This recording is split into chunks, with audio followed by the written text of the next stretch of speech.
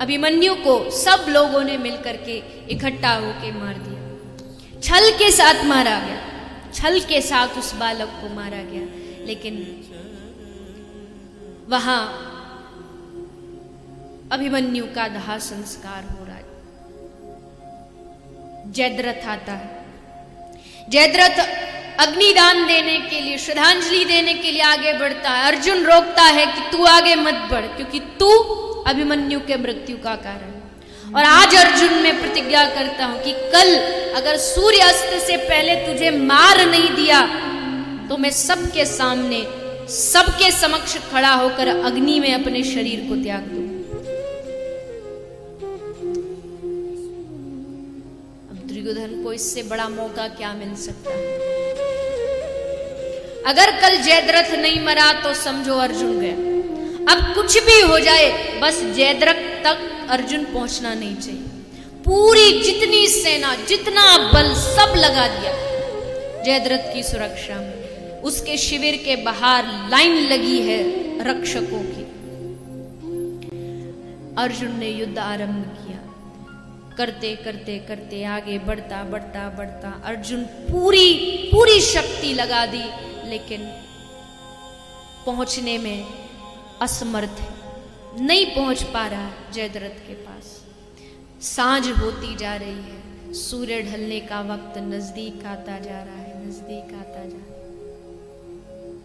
दुर्योधन बड़ा खुश हो रहा है मन ही मन कि चलो अच्छा हुआ, सूर्यास्त होने वाला और ये देखो अब तो गया ये काम से। बड़ा खुश है मन ही मन। अर्जुन घबरा रहा है, लेकिन करूं क्या?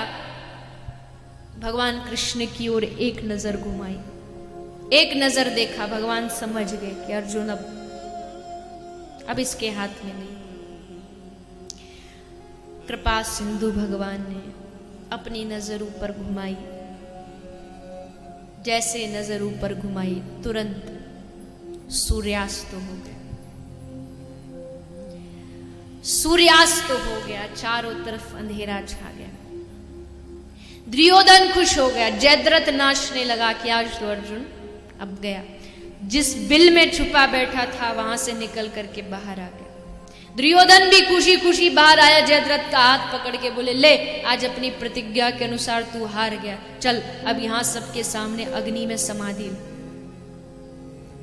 अर्जुन ने बाण रखा, धनुष रखा, अग्नि प्रज्वलित की गई और अर्जुन उसमें बैठने ही वाला है। तभी कृष्ण ने कहा, अर्जुन रुक। अर्जुन रुके। तुरंत भगवान कृष्ण ने नजर ऊपर की और जैसे नजर ऊपर की, सूर्य के ऊपर एक बादल की घटा छा गई थी। नजर घुमाते ही घटा हट गई और जैसे घटा हटी सूर्योदय हुआ। भगवान ने कहा, अर्जुन ये रहा सूर्य, ये रहा धनुष और ये रहा जयद्रथ। उठा धनुष बाण और इस पापी का उद्धार कर। धनुष बाण उठाया, सर धड़ से अलग कर। ये कृपा नहीं तो और क्या है?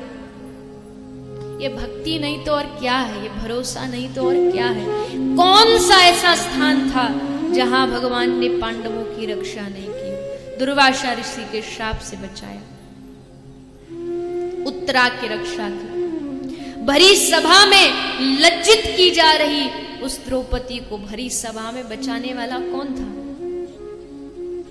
वो हार गई है, वो थक गई है। उसको मालूम है कि अब उसका चारों तरफ सारे जितने जिनकी रक्षा की उम्मीद लिए वो बैठे, वो सब सर झुकाए बैठे।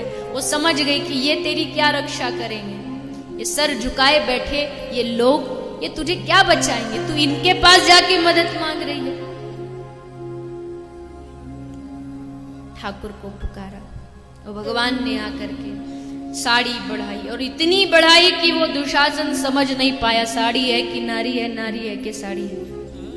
खींचता खींचता खींचता धड़ाम से पृथ्वी पर धरा पर आ गिरा, लेकिन साड़ी का कहीं अंत नहीं मिला। ये कृपा नहीं तो क्या है?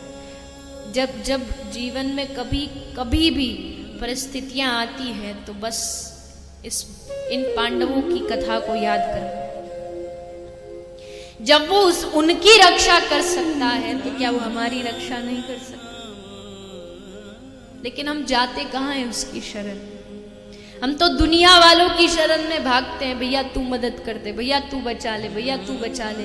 लेकिन कभी उसकी शरण में एक बार दोनों हाथ उठा के उसको पुकारे कि हे गोविंद, हे प्रभु, मैं तेरी शरण में,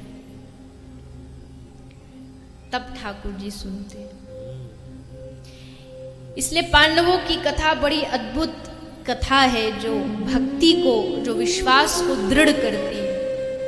लगता है उन पर कृपा हुई तो कहीं ना कहीं हमारा चांस भी है, हम पर भी कहीं कृपा हो सकती है। बस प्रतीक्षा कीजिए, बस इंतजार कीजिए उसकी कृपा का।